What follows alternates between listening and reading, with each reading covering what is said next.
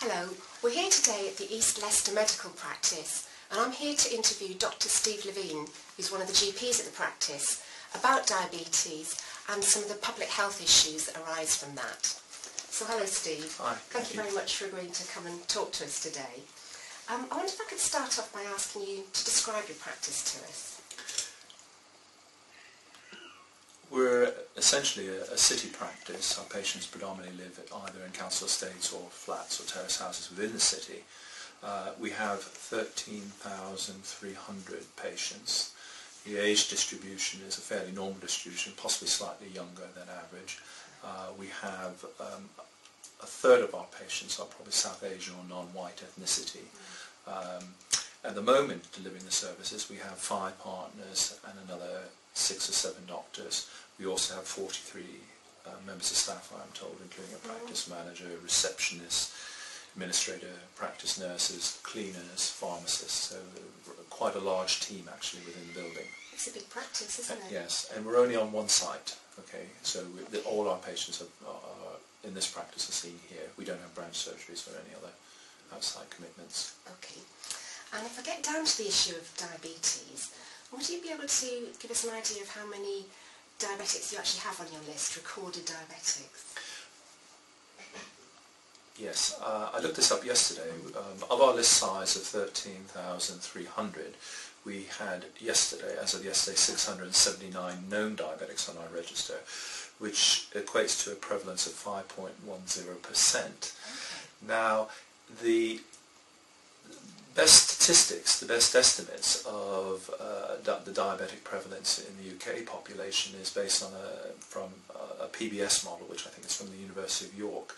And in 2005, they estimated the prevalence to be 4.67% across England. So above the national average? We are, but again, we have a larger than average for the ethnicity, where this particular population, diabetes is more prevalent. Yes. And also I think one has to remember that particularly with type 2 diabetes, there are a substantial number of people who are diabetic but not known to be diabetic either to themselves or to the health service. So I still think, although it is above average, that is probably an underestimate, and I could imagine there would be possibly another few hundred out there on our list that we don't know about. That's interesting.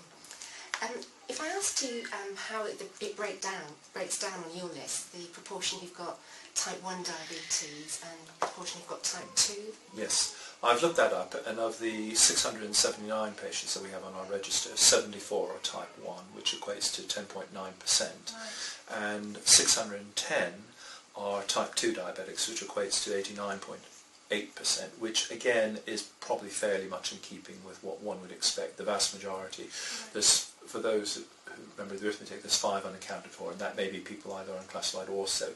It could be somebody with gestational diabetes, but obviously the overwhelming majority are type 2. Right. Of those who are type 2 diabetics, historically they were called non-insulin dependent diabetics, but an increasing number of those individuals actually are on insulin, and of our type 2 diabetics, nearly a quarter of them are actually on insulin, while the rest obviously would be on just maintained predominantly on oral medication. So perhaps that proportion is a bit higher than it would have been even 10 I think 20 years ago. Absolutely, yes.